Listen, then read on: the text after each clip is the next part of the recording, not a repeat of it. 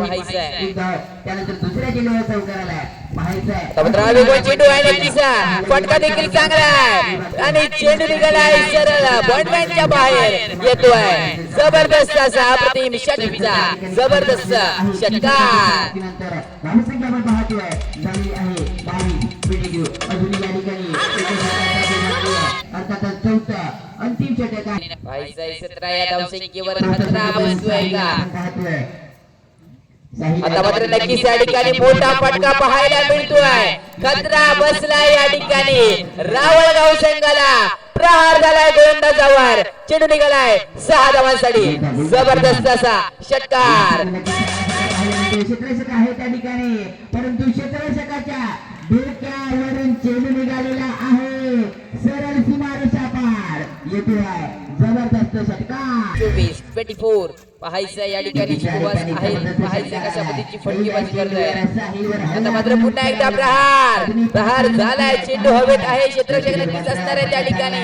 पाहायचं आहे त्या ठिकाणी निर्णय येतोय आणि चेंडू जातोय सरळ सीमारेषा पार येतोय. जबरदस्त. दोन धावा या ठिकाणी कंप्लीट झाल्या आहेत आणि या दोन धावांनी संघाची धावसंख्या बदलते. धावसंख्या होती या ठिकाणी 31. नक्कीच स्ट्राईकला रिटेशन आपण पाहतोय. नॉन स्ट्राईकला असणार आहेत योगेश. पाहूया पुढचा चेंडू मात्र नक्कीच लेग ब्रेक स्वरूपाचा चेंडू खूपच चेंडू नक्कीच त्या ठिकाणी चांगल्या पद्धतीने अडवलाय. क्षेत्ररक्षणामध्ये क्षेत्ररक्षणाकडे लक्ष देणं अतिशय गरजेचे असणार. त्यामध्ये रावळगाव या संघाला पुढचा चेंडू असणार तो अक्षय यांचा. पंचाला पार करून टाकले. चेंडू आता देखील मोठा प्रहार घेण्याचा प्रयत्न होता. बॅटची कडा घेऊन चेंडू मात्र ट्रॅव्हल होते बॅक साईडच्या रेषेने. चेंडू ट्रॅव्हल झालाय आणि चेंडू जाईल सरळ सीमा रेषेबाहेर. चौकार कबड्डीचे क्षेत्ररक्षक असणार आहे त्या ठिकाणी. आता मध्ये चेंडू घेतलाय आणि चेंडू फेक देखील वेगवान केली आहे. गुड फिल्डिंग सुंदर क्षेत्ररक्षण झालंय.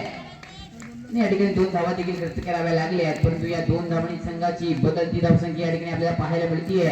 41 काढला होता आणि गॅपचा अक्षयचा पुढचा चेंडू पंचाला मार करून टाकलाय. चेंडू आता मात्र मोठा प्रहार केला जातो. चेंडू ट्रॅव्हल होतोय. चेंडू चाललाय सीमा पार. षटकार. हे मात्र पाहणे गरजेचं आहे. नक्कीच या ठिकाणी मिस झालाय फटका. नक्कीच मोठा फटका या ठिकाणी खेळायचा होता. बॅटचा आणि बॉलचा टायमिंग वापर होत नाहीये. संपर्क देखील झालेला नाहीये. चेंडूला निर्धाव कट चेंडू झालाय. षटक संपलाय.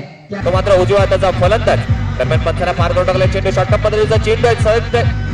पद्धतीने चेंडूला कटवला जातं. एकदा पुढे गेल्यावर थोडीशी मिसफील्ड केली जाते. क्षेत्ररक्षकांकडून मात्र मिसफील्ड केली जाते. याचा फायदा मात्र फलंदाजी टीमला येतोय. म्हणजे दोन्ही फलंदाजांना होतो. एक जोडणी धाव मात्र घेतली जाते. अशा 2 धावा सुखरूपरित्या पूर्ण केल्या जातात. या 2 धाव संख्येने संघाच्या धावतर्फी अशी खेळी करत असताना देखील मोठा प्रहार केला जातोय. चेंडू ट्रॅव्हल होतोय सीमा पार. षटकार आणि या षटकाराने मात्र सुभाष आपले अर्धशतक मात्र पूर्ण करतोय. या फलंदाजासाठी मात्र टाळ्या वाजल्या पाहिजे. 50 धावांची सलामीसाठी मात्र कोणाचं नाव लावणार आहे या संघाच्या समोर म्हणजे यंग स्टार रात्री या संघासमोर कोणाला फलंदाजीसाठी आमंत्रित केलं जाते. अतिशय आक्रमक म्हणजे भेद पद्धतीची फलंदाजी केली जाते आपल्या संघाकडून आणि संघाची धावसंख्या नेऊन ठेवली जाते. 60 पर्यंत मजल मारले ते. हा देखील मोठा प्रहार केला जातोय. चेंडूला ट्रॅव्हल करून पोहोचव.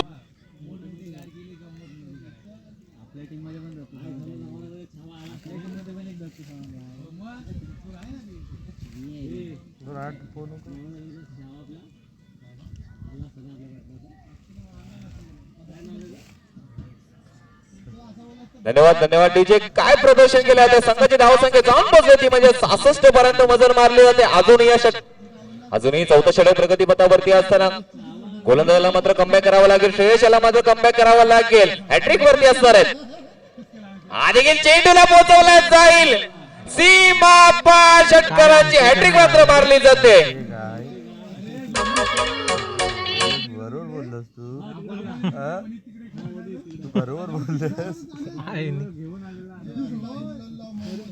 मयूर गमरे आपण कुठेही असाल त्यांनी लवकरात लवकर पाहिल्याची संपर्क साधा फलंदाजीचा विचार केला गेला तर पूर्णपणे सलामीसाठी आलेले सुभाष अजूनही मैदानामध्ये तैनात असताना पुरेपूर आडव्या बॅटने मात्र समाचार घेतला जातोय. चेंडूला पोहोचवलं जातंय सीमारेषेच्या बाहेर. बघूया 3 चेंडूवरती 3 मोठे प्रहार आले तर 4थ्या चेंडूवरती प्रहार होणार का? परंतु कमबॅक करावा लागेल. पंचाला पार करून टाकला चेंडू. पुन्हा एकदा प्रहार येतोय.